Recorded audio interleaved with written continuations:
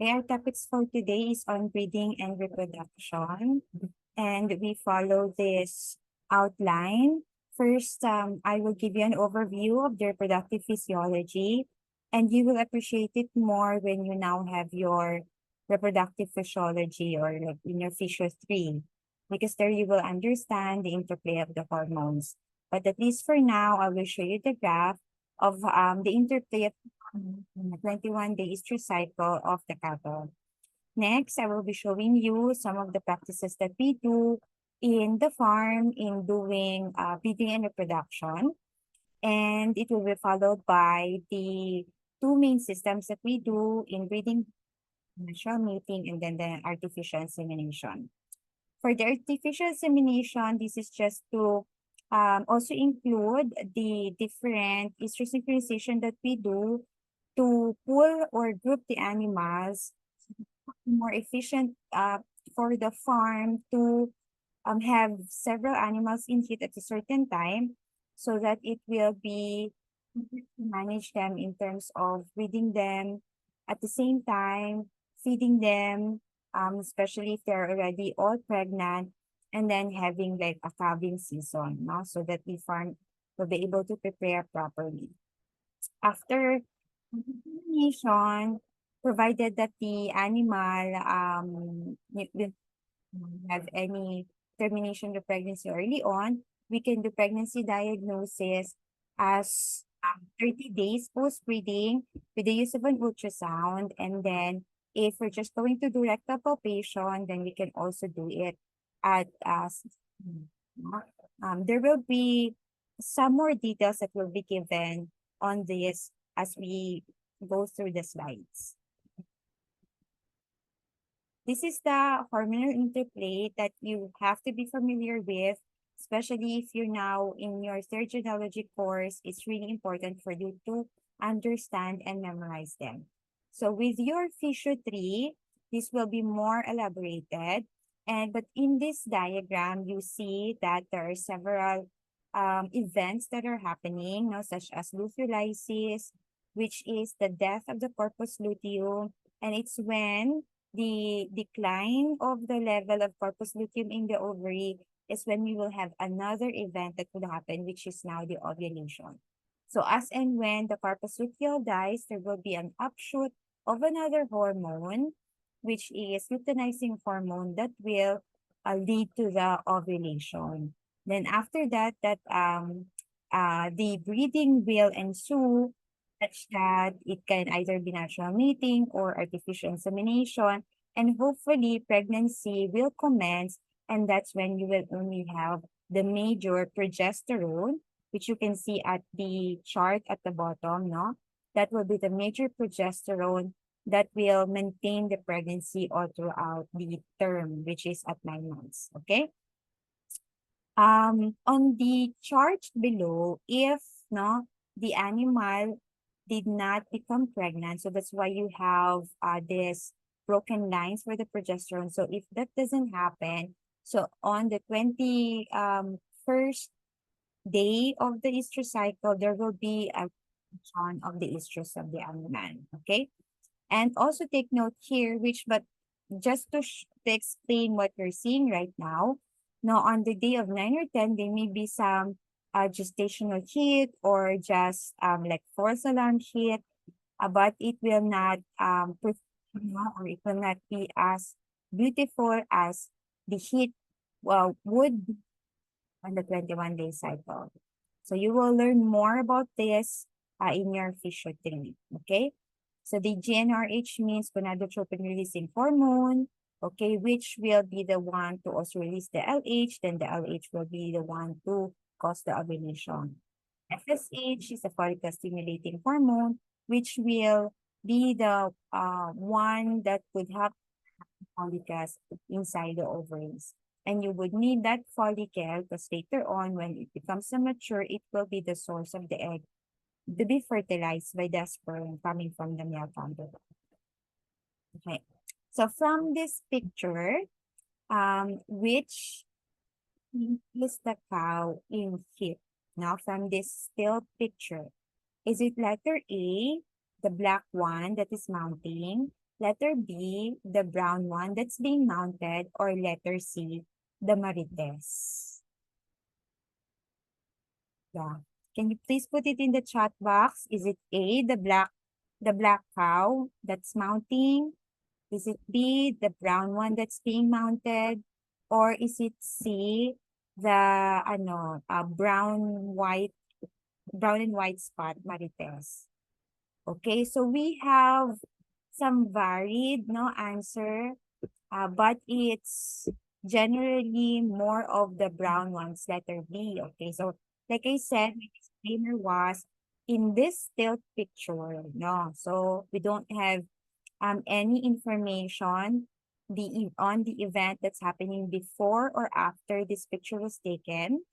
But just look at the still picture, the correct answer is letter B, because the one that we really want to see in the cow that's in heat is standing to be mounted, you know. So I'm sure this was also discussed during the beef cattle part, so most of you already know how to answer this question.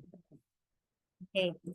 We have the average of 21 days for these three cycles, of same for the beef cattle, and it has a range of 5 days, so it's from 17 to 23 days.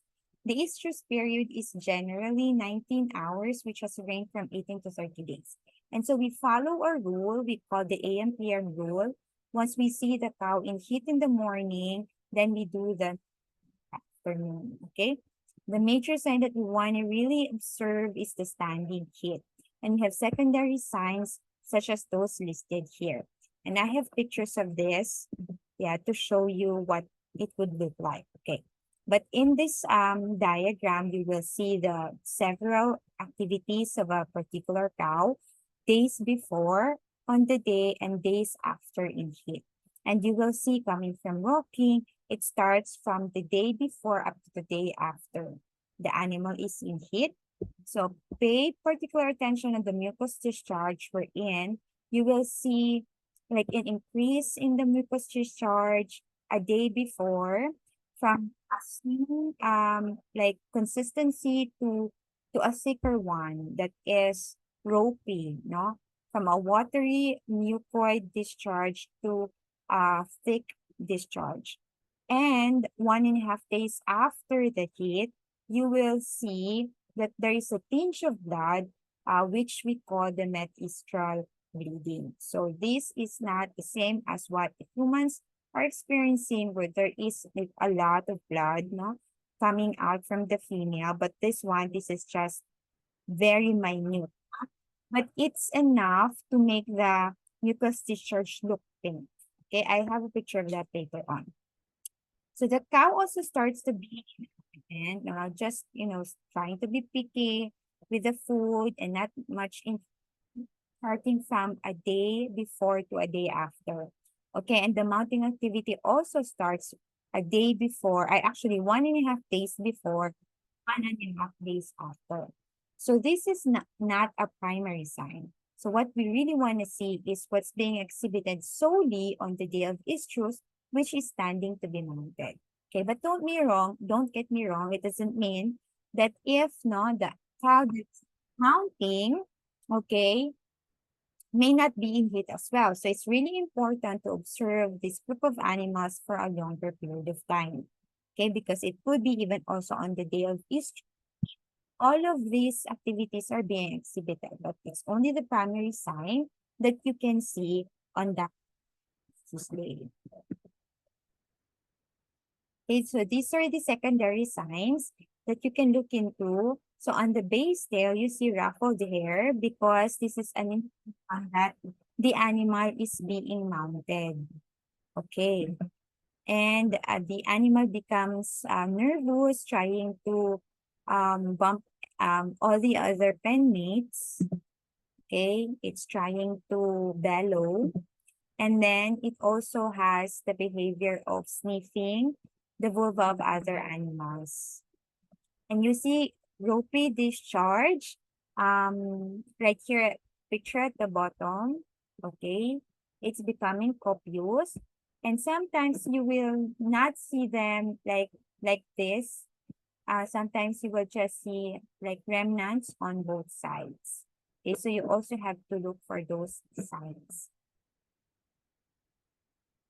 And then the sign that we want is standing heat, and then another secondary sign is standing. To help us in detecting heat, we use several tools, one of which is the paint stick. This is 150 pesos. This is just to label the animal.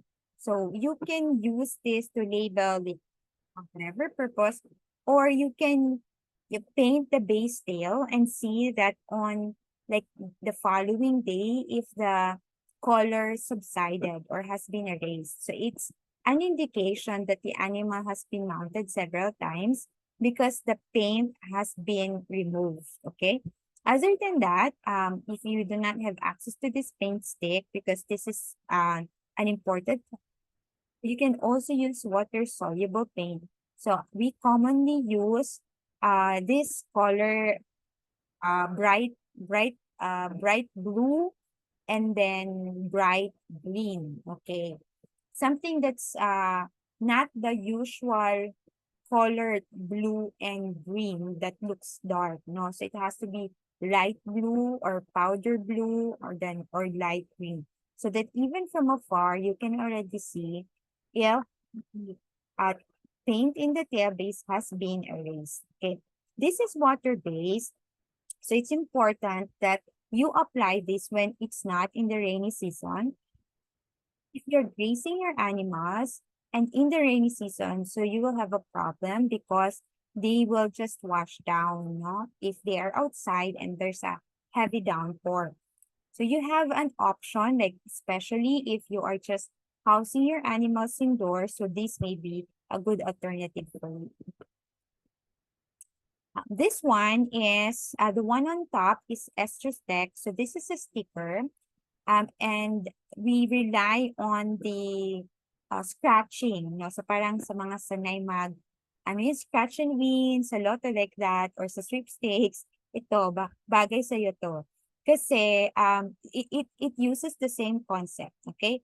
But I cannot really say that it's very subjective because it's obvious. Like you have a guide here. If only a few scratches, then it may mean that there were just like playful mounting and it's that the animal's not really in heat. So you really have to make sure that an extensive part of the sticker has been scratched, not to consider that the animal is really in heat. Okay, so that's the extra tech.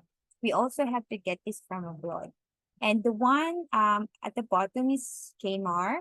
And the concept is it has like a plastic tube inside and it has a red dye.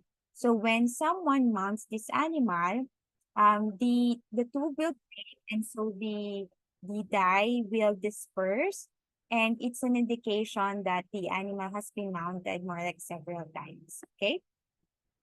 One Kmart, I'm not sure about the price right now, but it could be a little less than 100 or 100. Okay, the fancy one is is the pedometer, and this is an Israeli technology. Although some Europeans already use this even in the 1990s, but they use the necktie. So the pedometer, what we put in the legs. So when we're using this, instead of in the front legs, we use it on the hind legs for our milk.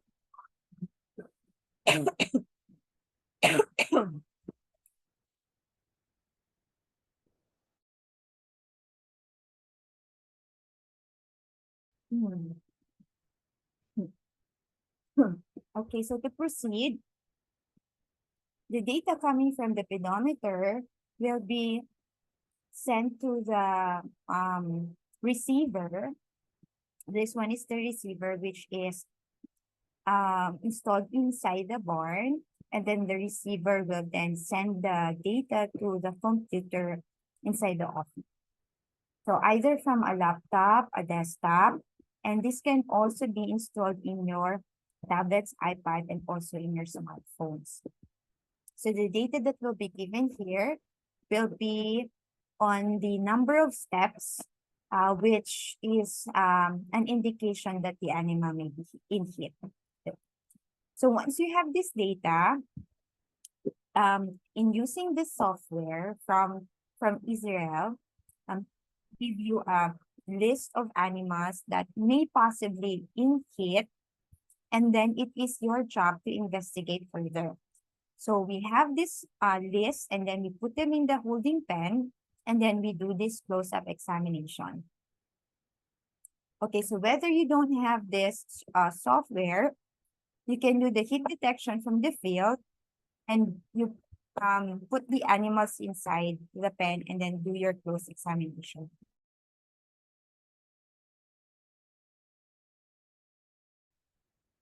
Okay, you have to check the appearance of the vulva from outside, and it's very easy with animals with their rear end with a white color, because you can easily see the change in the color of the vulva. It will be more pinkish. But if you are presented with a animal with a foot, you have to do what's in the picture down below. So you have to open the vulva so you can see what's the color of the mucus. And usually you will see that the mucus discharge will also start to gel. So then you can evaluate if it's thin or thick.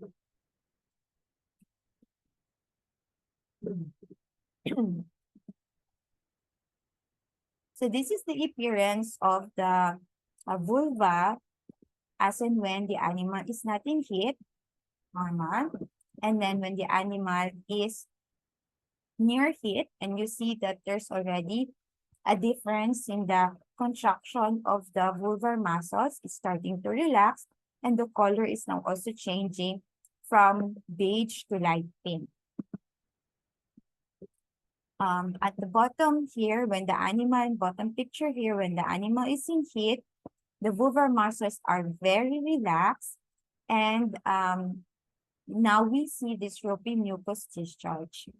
But when the animal is now off heat, which is about 1.5 days from the real estrus day, then we see contractions. The vulvar muscles are already starting to contract, and comparing the appearance of the discharge, this time it's color red or pink. Furthermore, we may do vaginoscopy, which is to have an imaging of the cervix inside. And we can use a simple PVC with the end that is not sharp. So, ginamitan ng liha. And then you lubricate it so it's easy to insert. You have to have a light source for this one so you can see what's inside the tube. This is appearance of the cervix. The real appearance actually when the animal is in heat, the cervix is really open. And then you see the ropal mucus discharge all over. But when the animal is now in the mid-estrus stage, which is 1 to 2 days after the heat, the cervix is now closed, and then you see like tinge of blood surrounding the cervix.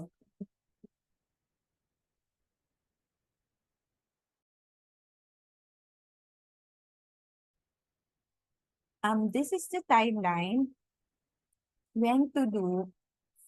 This is a timeline as when the animals are giving off or mounting each other, no? Giving off clues are in heat. And you will see that there is increased mounting activity as when it's at nighttime. And this is an indication that they should not have any obstacles so that they can exhibit this heat activity. Okay? They should not be hungry. They should not feel hot. They should be comfortable. To summarize it. So we have a lot of activities being recorded starting from 9 at night, 11 at night, and then 1 in the morning. And it goes down during the daytime, especially at lunch, when it can be very hot, especially here in our country. Going forward, after the onset of the heat is when we have the ovulation, about 12 hours. So that's why we follow the AM/PM rule. And then the fertility will be is viable, no, or is at its optimum from 8 hours as well. And in the time, no, it would be the proper time for the sperm to reach the oviduct, and the capacitation, meaning the penetration of the sperm inside the egg, is or happens in a matter of 6 hours. The general average for the gestation period is 9 months or 283 days, and it has a range of 260 to 296 days. You have to check for any signs of returning estrus in a matter of 21 days. And after calving, we also have to monitor the animal from the first cycle, which is 21 days after calving, to another estrus cycle, which is on the 42nd, plus or minus 10 days. Okay. And you will see in this diagram what was discussed in the previous slide. We have the sperm viability that is longer, from 12 to 30 hours, and the ova viability is only from 8 to 12 hours. So this means that it's important that the animal will be inseminated first, the ovulation happens. Because once ovulation has started, there may be already a small window for the sperm to travel and then do the capacitation. So they may be a lower percentage for the success of the impregnation if the ovulation happened ahead of time of the 8 months. In this diagram, you will see the difference in the activities of the cow before, during, and then after heat. The difference in the illustration is only at the middle, wherein you will see that the animal is standing to be mounted. The other picture, in the secondary signs that was shown to you earlier. Okay, given that all of those are in place, okay, we have to make sure that the animal is not suffering from any reproductive diseases such as metritis. Otherwise, it will not be a good candidate for natural mating or artificial insemination. We have scoring for our metritis. We have 0, meaning that the animal doesn't have it. And the clinical ones would be from grade 1 to 3. 1 is mild, 2 is moderate, and 3. So the 3 can be with or without blood. I have not encountered any metritis case that died, but it will be very expensive to have the treatment, because even after the treatment, the animal will still need several months for the reproductive tract to recover. So it will be very costly in maintaining the animal that is not cycling properly. I had cases of metritis grade 3. It took a month to really for that cow to really recover, and then several other months before that cow came back into heat. To check for metritis, we use the MetriCheck. So this is a product that you can buy from Australia or New Zealand. It's just a simple stainless rod with a rubber black cap at the end, and the black color will help you decipher for any discoloration of the mucus discharge.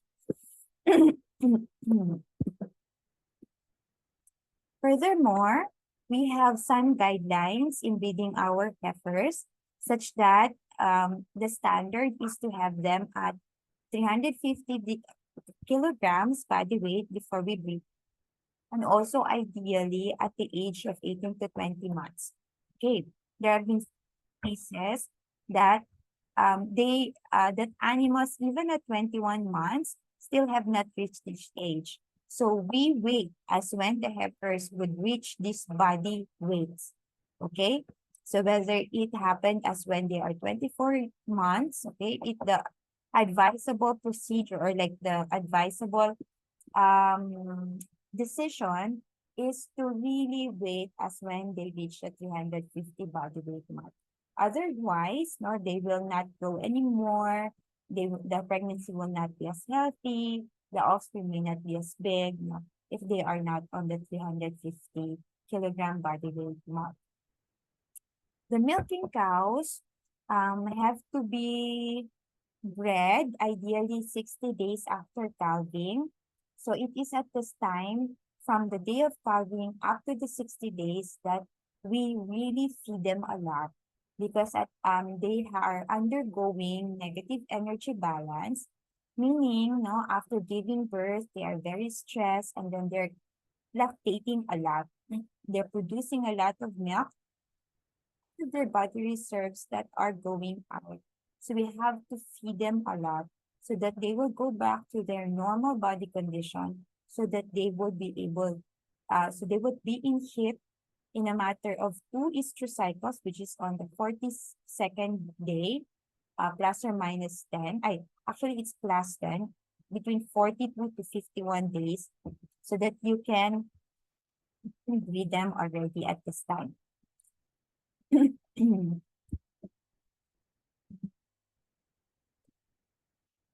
So the breeding bulls are also um semen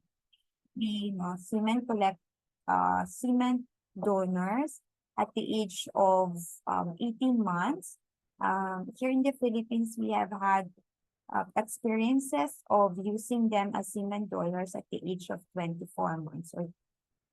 And they can also have the standard body weight at 350 grams as well. So we may use them for natural mating 2 times a week, or we can do semen collection 2 times a week. And if they're bulls, starting from when they are 3 years old, you can use them 5 times a week. But this is just once a day or one in the morning, one in the afternoon, and then the rest the following day. Alternate days. So it depends upon what's the schedule on the farm. We have to be very careful in size mismatch. So we be careful that we only try to mate those that are homogeneous in size. This is the semen collection area in the farm I used to work for. So we do semen collections during Thursdays and Tuesdays and Thursdays. So the breeding systems include how we upgrade our herd. So we can use mating of the same breed, which is pure breeding. So Holstein with Holstein. And in this pure breeding, we do not want to do any inbreeding. To be very strict about it, we have to make sure that the animals are not related to each other up to the 5th generation. But it may be a challenge to some of the countries because they are limited with a few big bulls, not elite bulls. So in my experience, at least the animals are not closely related up to the 3rd generation. It would be just enough, okay? The line breeding is on the succession of related sires. So you'll just be using the same family, no? So that's line breeding. You're choosing the same champion line, okay? And outcrossing is using from several generations, and this would be the best if possible.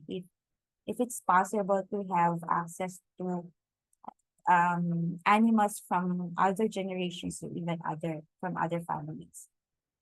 Okay, upgrading is using of crossbred and with a pure animal or a native, and you're trying to improve the genetics, so you're going to pair it with a pure animal.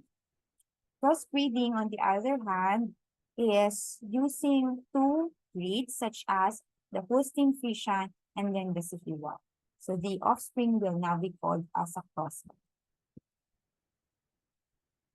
The advantages of artificial insemination would be the maximizing the genetics of the elite bull. Okay, and it will be efficient going forward, not to maintain a live animal.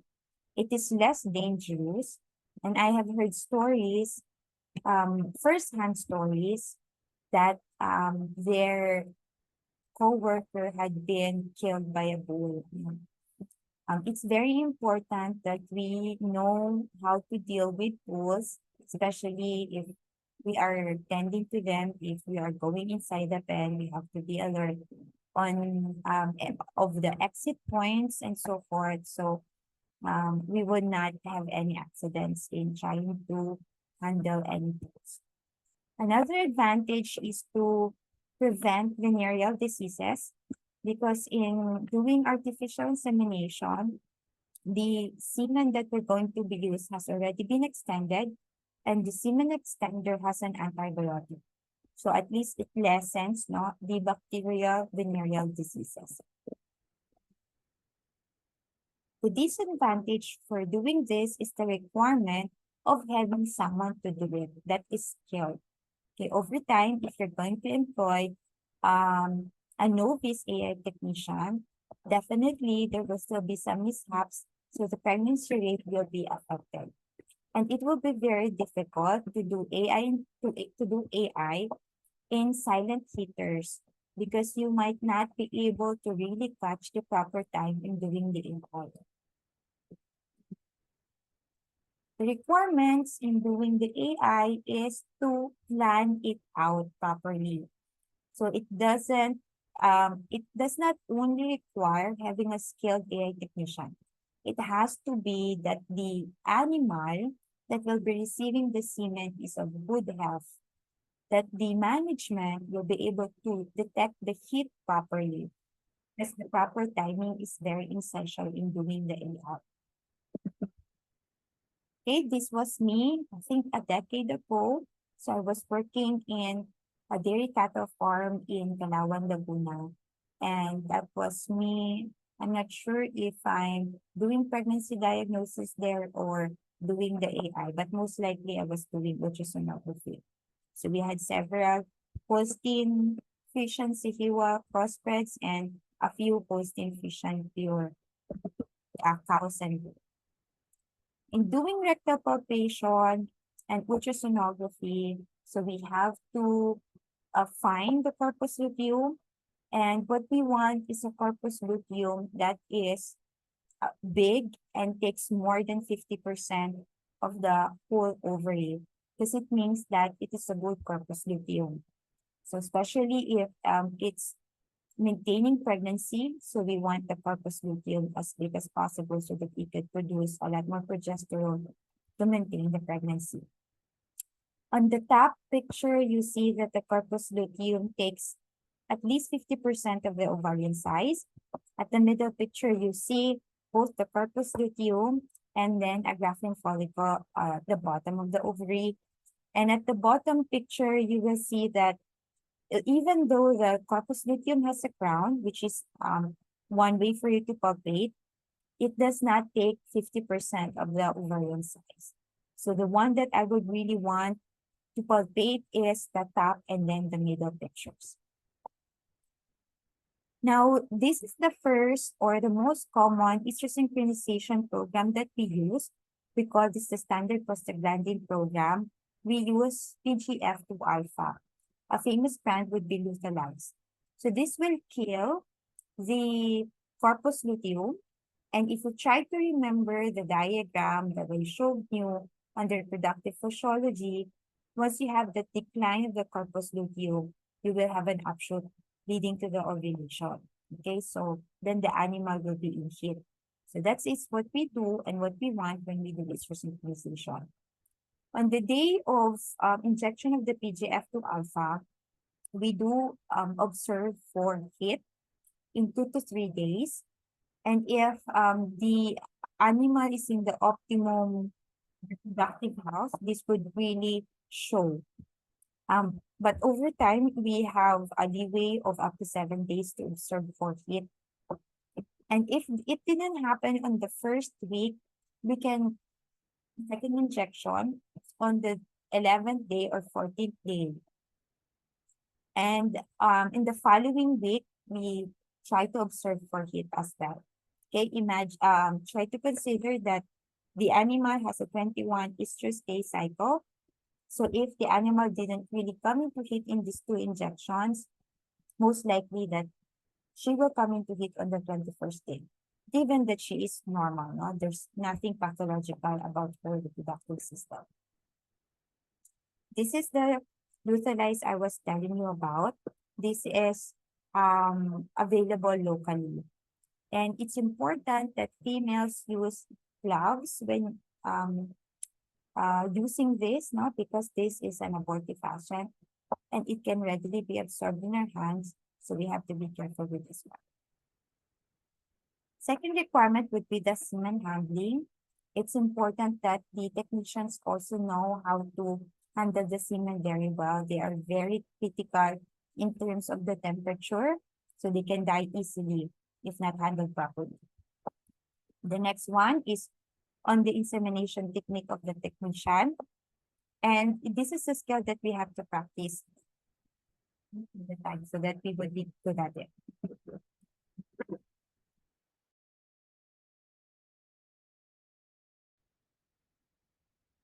This is where we want to deposit the semen.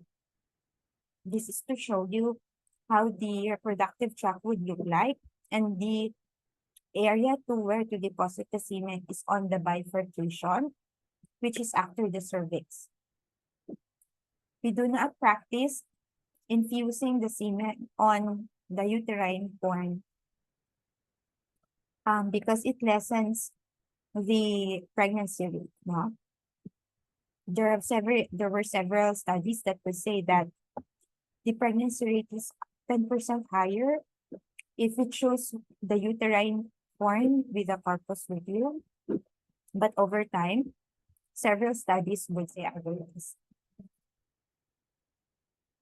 Okay, for the pregnancy diagnosis, the external signs would start with cessation of estrus, and that would be the immediate one. So we monitor on the 21st day after the breeding. On a later stage, we now see enlargement of the abdomen and the mammary system and the increase in the live weight. Okay, but the more prominent external sign would be the cessation of estrus. And then we try to monitor every 21 days. We can do rectal palpation. Expert rectal palpator can be diagnosis as early as 45 days after the breeding. But on a general note, we start the rectal palpation 60 days after the breeding. And there are times when it's still difficult for us to diagnose even on the 60th day. So we give a leeway of one week, okay? And for those that are still starting, they may do the pregnancy diagnosis as late as 3 months, okay? But the general rule is on the 2nd month. Aside from the palpation, we can also do ultrasonography. And as early as 24 days post-breeding that we can do this, but on a general note, we just do it on the 30th day or 1 month after the breeding. This ultrasonogram would a pregnant cow on its 36th day, and you see the placenta here, and then the size of the fetus. Okay, and you're looking at the head right now, and the is turning its back on you. And you have this chorioallantoic fluid, no? So try to remember from your embryology, and that is how it would look like. And it's suspended, no, on the uterus of the pregnant cow. On the second month or 60th day, we can do fetal sexing, and we are guided with the location of the fetal bud. So try to remember your embryology again.